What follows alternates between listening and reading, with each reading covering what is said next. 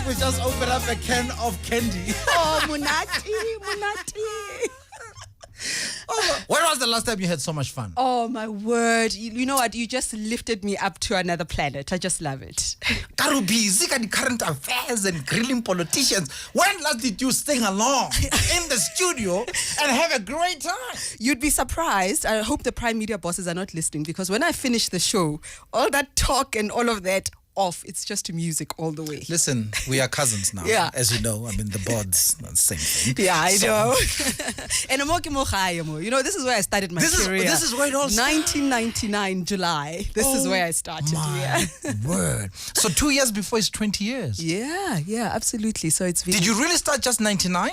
Well, I started radio? as a reporter in 1998. That was my second year at varsity. I was working as a reporter for Network Radio News and then SAPA as well. Yeah. But to actually sit in a studio and do current affairs, mixing with music, as Kaya FM magically does, I started on Kaya FM, 99 July. For me, it is 20 years this year, this October. Hey, He's so defensive. Immature. I like that. Listen. I like that. Listen, we've matured. Hello, Daddy's girl. Oh, man. Are you Daddy's girl? I Because am. there's no way that music, out of the blue, clearly LPs and stuff. You know what's the funny thing? My mother and I were having a conversation, and she was saying that, you know, when your father died, I was 9 years old, you just don't imagine that your kids will grow up. She wishes she had kept some things for us. And the one thing that wounded me the most was my father's LPs, which were stolen. Kitty relatives. I want them. I get it now. We've got the public protector, Ronaldo ombudsman. Yeah. So I'm sure this family can be investigated. Yeah, investigate. And then bring back the assets. No, they are priceless. They are priceless. Take me back. I mean, what was it like growing up in that house with him playing the music? You know, I grew up in a very warm home where we were constantly validated, but sometimes it felt like the military. My parents were very, very strict. Good. There were rules. Good. There were rules, and there were consequences for action. Yeah. But when they rewarded us greatly with compliments, with encouragement, a sense of family. You know, I just grew up feeling very, very safe. I was allowed to express myself.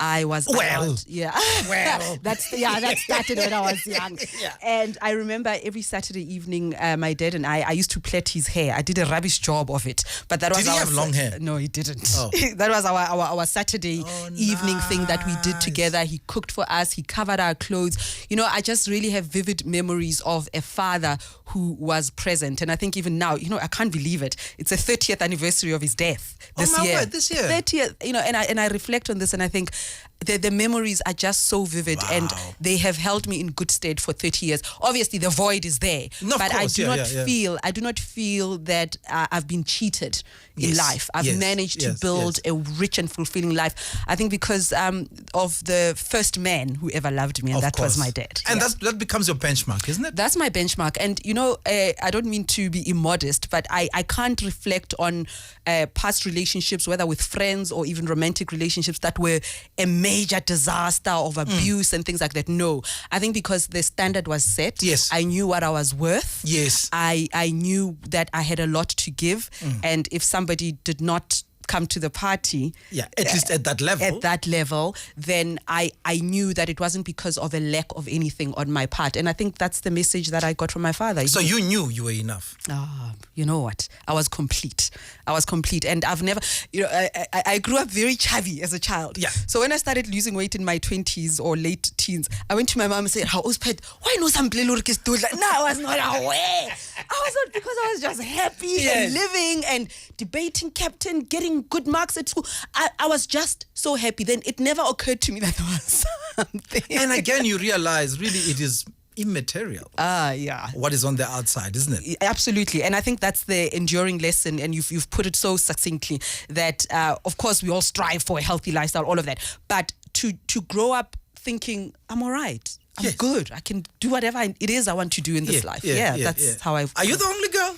Yes, I'm the only girl. My father was married before my mom many years ago, but my half-siblings are much older and I haven't had a relationship with them for about 30 years. Oh, no. So for all intents and purposes, that relationship is non-existent. Yeah. But I do have a brother who's a year and a half older than me, and that's me. I'm the girl. I'm the baby. Oh my goodness. That's why I said daddy's girl. I am daddy's girl. No, why midnight train to Georgia?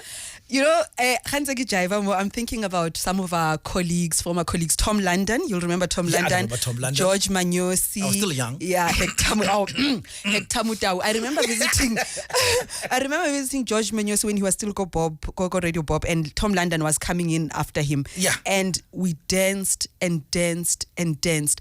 Just the sound, just the nostalgia, just the meaning, the rich talent.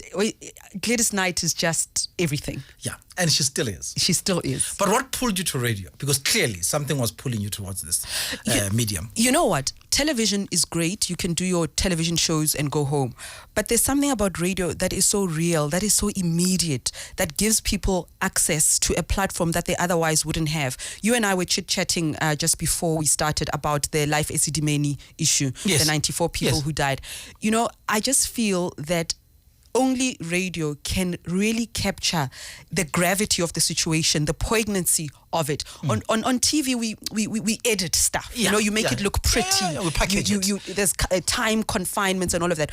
On radio, the raw emotions of South Africans from all walks of life, just phoning and expressing their outrage. There is just something so authentic about radio that cannot be replaced, not even by television.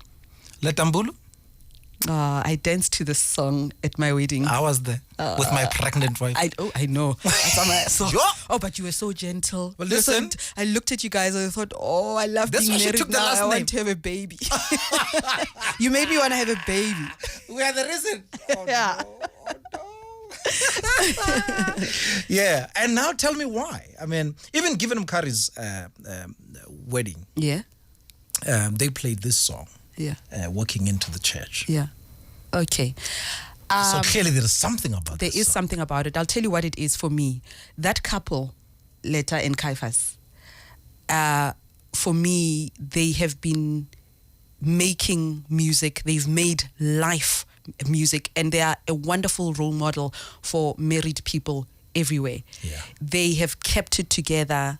They are so grounded, and the values that they espouse, I just admire them so much. And when Mamleta says there's music in the air, I think what it does for me, it shuts down all the noise, all the negativity.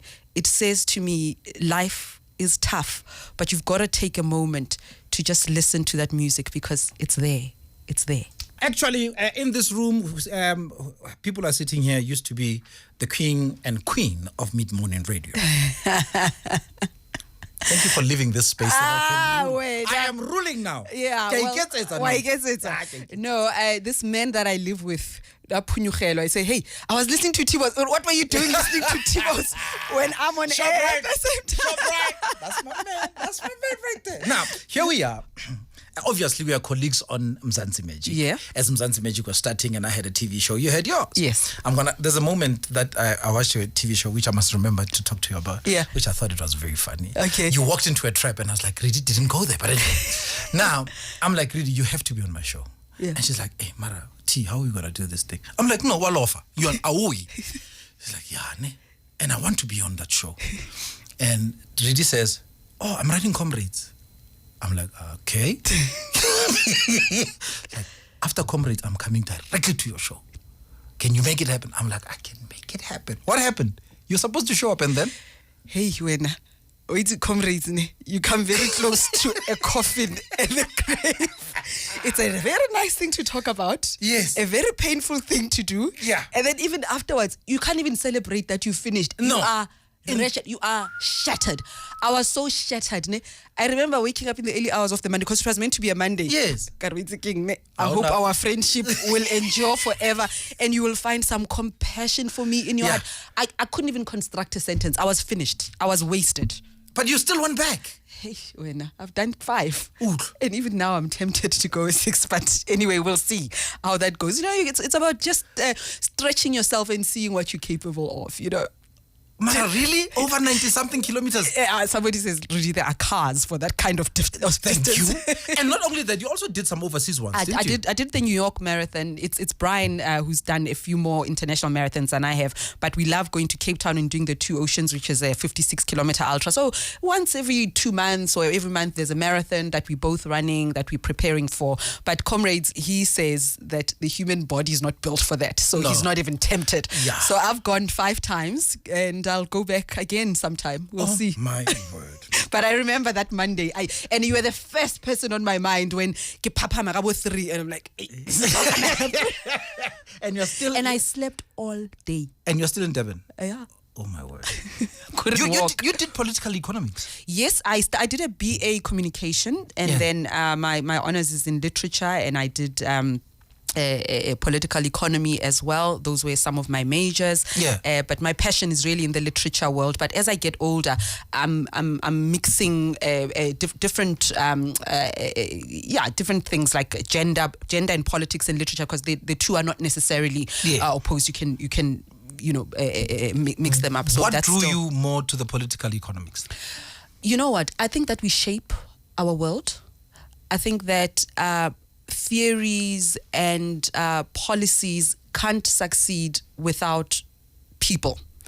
And when you study economics and politics, it's not some fancy thing that is separate from how we live our lives. And I think that especially on the African continent, we must endeavor to create our own knowledge. We as globalization happens, we want to make our mark on the global map. And I think understanding those things and reflecting the changes in society with knowledge and gravitas is exactly what I wanted to do. I'm very passionate about studying and getting more knowledge. I just didn't want to be on the radio or on television just because I had an opinion. I thought that it was very important to test my view of the world against what has been tried and tested, to see if there's an opportunity to extract new ideas to build the societies that we want. Are we winning? Are you winning in trying to construct or at least shape the debate towards a changed country, world? You know what, Thabo, every day I feel differently. There are times when I'm overwhelmed and I think this is so worthless. It's the same conversations over and over again. I'm tired of this. And then I go home, I have a glass of wine, I listen to some music, and then I find my center. And when I'm there, the thoughts that I have are, so if we all check out, who's supposed to fix this? If we all check out, who is supposed to steer the debate or create a platform for those who have something to say it? And I do think that we are winning. There is something in the air. And it is young. I mean, look at Fees Must Fall. And I will boldly say that even as I criticize their methods, I admire very much that young people see themselves as leaders, that they are no longer going to be spoken down to. And they have demands. I think that there's a better way, a better pragmatic, constructive way of doing things. I think that radicalism must also have content to it, but that's a separate debate. The point I'm making is when people get up and saying, I don't like what's happening in my environment, I'm going to galvanize others into action and we're going to make our voices heard. So I think there's a positive in that perspective. Secondly, I go back to the most recent example, again, state capture, Life Esidimeni. People are not taking what the politicians are saying. And I can tell you that perhaps you coming here for 3 hours and we're not reflecting on what it means to open up the floor to say to people, you are the authority. You will come in and you will say what's wrong with your society and then begin to explore solutions. So I think we are winning in a very important way. There was a time when debate was not allowed in South Africa, apartheid South Africa. And I think that is a gift. We are creating society where we're not going to be led. We are not going to let the politicians walk in front of us and we just follow. That's not going to happen. We're walking side by side. And now, listening to your show and listening to what you do, the minute they say a particular politician is coming to your show, everybody goes, yo? I don't know where that comes from. But come on. Struce bomb. You hold back no punches. Why? Why do you feel so passionate to poke holes or to ask even the toughest of questions? You know what, Thabo? We do an injustice and a disservice to people who don't have the space. There are a lot of conversations that happen, whether around the dinner table or at least when I'm visiting my grandmother, she's bound to raise something. Hey, mo Orlando Clinic, panado. Yeah. I mean, that's social science. Right. That's about health. That's about services. You go to a taxi, people are talking, right? And then you do have newsmakers who want to be asked what we call sweetheart questions. I don't go into the studio and prepare for battle and a fight. That's not what I do. I don't toss and turn at night and plan. No. But you can't come into this space and be condescending to the audience. And also we need to remind people that when I'm asking questions, it's not a conversation between Redi and the politician. I am basing my questions also on the tweets and the SMSs and the emails that we get from listeners. That listener is not going to be able to get through on the phone. That listener is not going to say, I read this article, there's this and this and this that doesn't add up. I need to take that position and represent that person. And also, I think it's about respect. Come on, can we just agree on a few things? That you're bright, I'm bright. We're intelligent, I'm intelligent. So don't give me half-cooked answers. You know, like my blood pressure. Come on. And here you are claiming to be my representative. No. Come on. Just have a little bit of respect. Even if you're going to withhold some information or whatever, have a little bit of respect. You can't just come with half-cooked answers and expect South Africans to say, Mr. Politician Mang Mang has spoken. That's the end of the matter. We've got to see open debate and tough questions as pivotal to our democracy. It's a necessary pillar to our democracy. And Barack Obama said something when he first, in 2008, when he won the presidency, he said, I promise to listen to you, especially when we disagree. Yes, I remember that. And I think that is so important. We've got to hold a mirror to our society, and there's no love lost. Even Oliver Tambo said it. He said, let's tell the truth. Even if the truth, I remember that. Even if the truth echoes the enemy's view. Let's still tell the truth. I remember that. And I do think, I remember when Mogoeng was appointed and there was a lot of negativity around it. I also wrote a very tough article, an open letter to him. And what I was basically saying was, you're yet to prove yourself, sure. But if I were you, I would pay attention to my critics rather than my praise singers. Because when compliments are good, it's good to validate each other. But if you keep telling me that, I've got my together, I don't need to improve anything, then it's the first step towards the abyss. I need to up my game every single day that I'm alive. Especially if you're going to represent me. Exactly. So the best way to do that is to say, hey, Redi, have you considered this? Hey, Redi, so you reckon this kind of thing is sexist? Have you considered that? There's another way of interpreting it. Those kind of things are very, very important. Now, here are the quick ones. On Monday, we spoke about hashtag who's to blame. Who's to blame? It's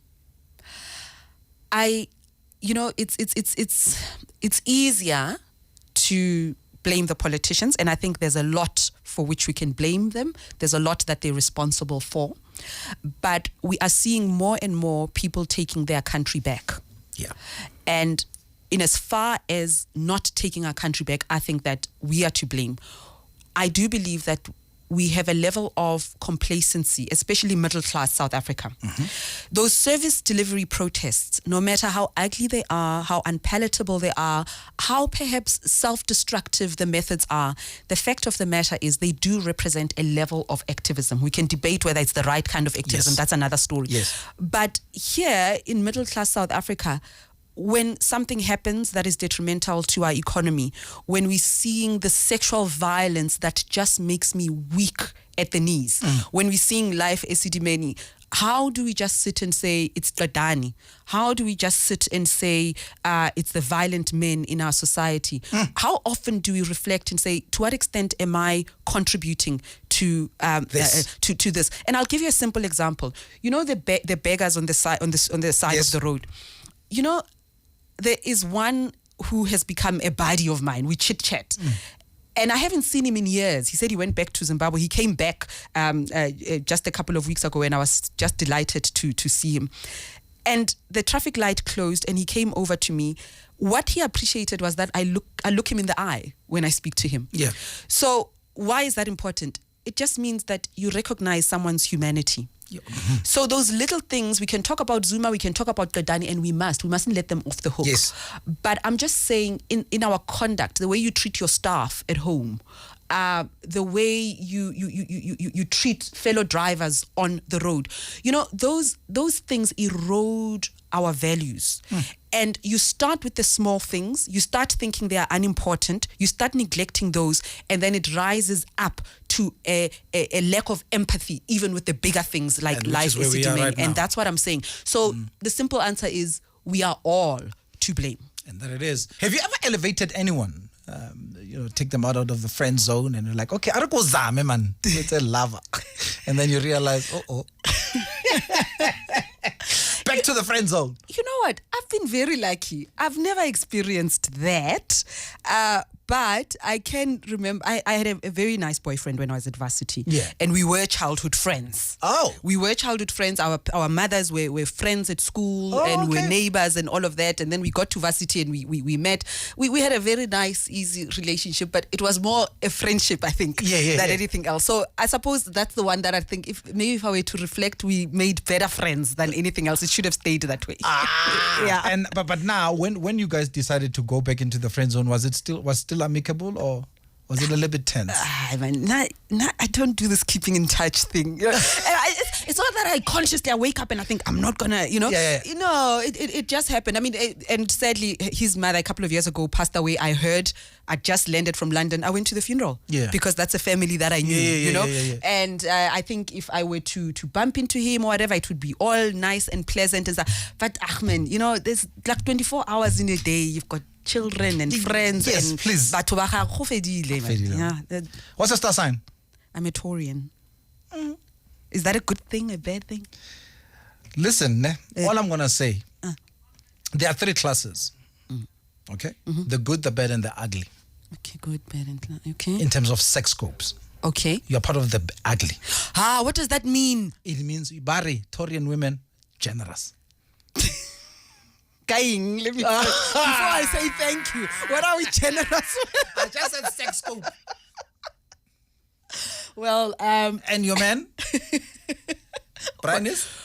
Brian straddles Taurus and Gemini. He's the 21st of May. I'm the 5th of May. So I think that's when Taurian ends, on the 21st of May. Yes. So I'm not the Brian Gemini or Taurus. I met Gemini. Gemini.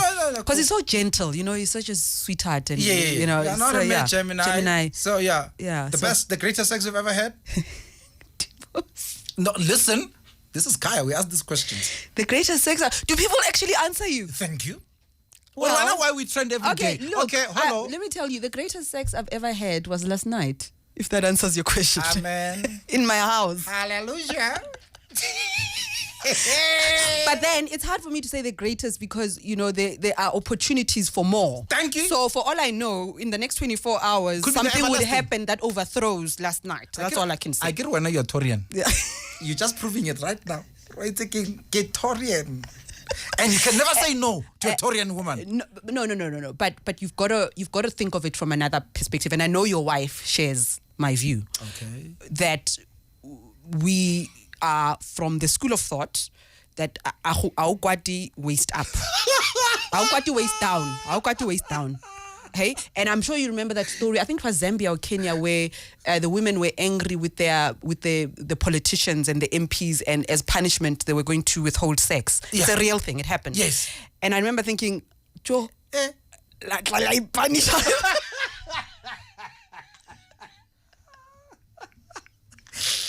Oh my word. We have spoken about I Value Le Country, which is basically just yesterday. Yeah. Now, you are a mother to 2 girls, right? Now, Kama has his way, right? And Kama decided to give you girls. Yeah. You have no choice but to do good on these girls, right? Dear baby girl, what would you say? Okay, so we've got 4 girls in the family. The two are adults. Yes. The two are adults, and then the 2 little ones now. And I would say to all 4 of them, actually, dear baby girl, you've got to live for something bigger than yourself.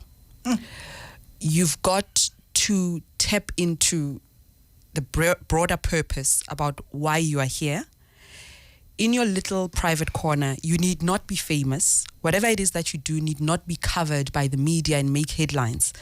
But in your small world, wake up every morning, find your purpose, and live as authentically as you possibly can. Because if you do live authentically, if life, the essence of life is something bigger than your immediate pleasures, if it is about the greater humanity, I think that you can actually sleep at night.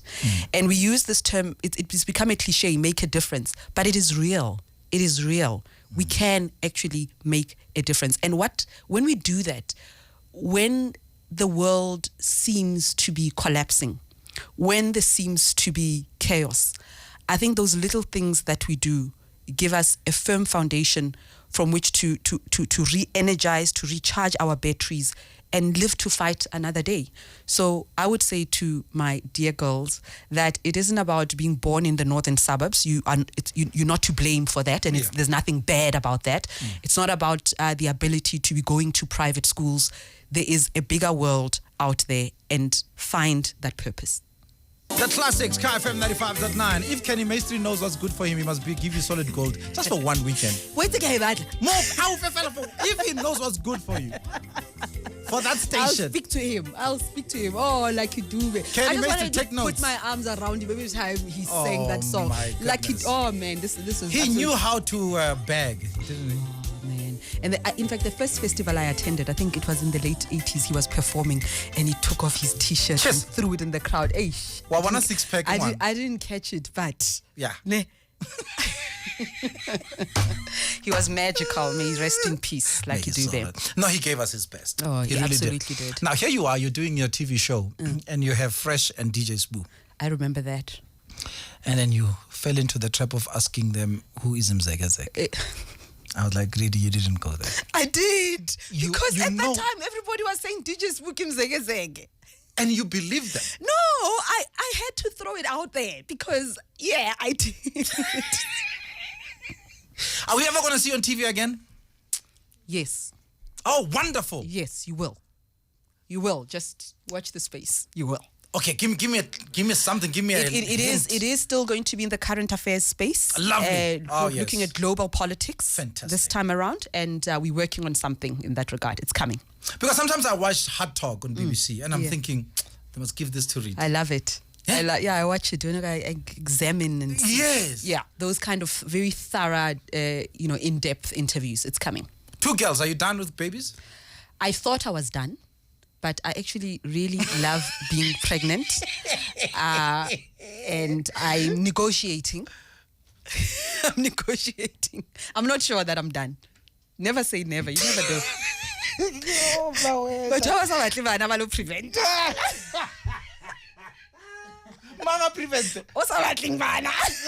Whoever doesn't want kids must go. Because that's the thing.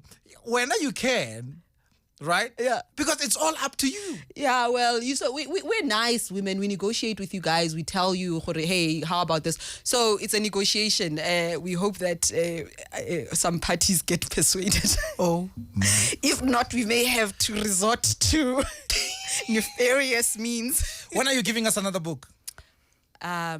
That's also coming. Oh, fantastic. In the next couple of months. Yeah. I have been writing, and it's obviously themes that are close to my heart, gender violence and the language of abuse. So I'm exploring that, and that's coming soon. Very soon. We have to have a part 2 of this show because time was too little today. It was. I want to do it again. I really want to do it again. No, we must. I get on the TV show is coming. Yeah. We have a reason to do it. Yeah, Thank absolutely. you. Yeah. As soon as you know when that's dropping, let us know, and then you are back here. I'm so going to send you a message. I am so happy you're back home. Thank you. to come and visit. It was lovely. Which is fantastic. We love what you do. Thank you, Thabo. Even though I think you're much better in the morning. I don't get this whole afternoon drive thing, but it's fine. I'm not commenting on that. No, I'm just telling it like it is. I'm a cousin, I can. I am. No, but you are. Oh, thank you. All the best. Thank you, my and darling. keep shining, really. Thank you, Kaya FM, for welcoming me here. This was my home. This is where I learned to do what I do right now, and it's been a special journey. Thank you.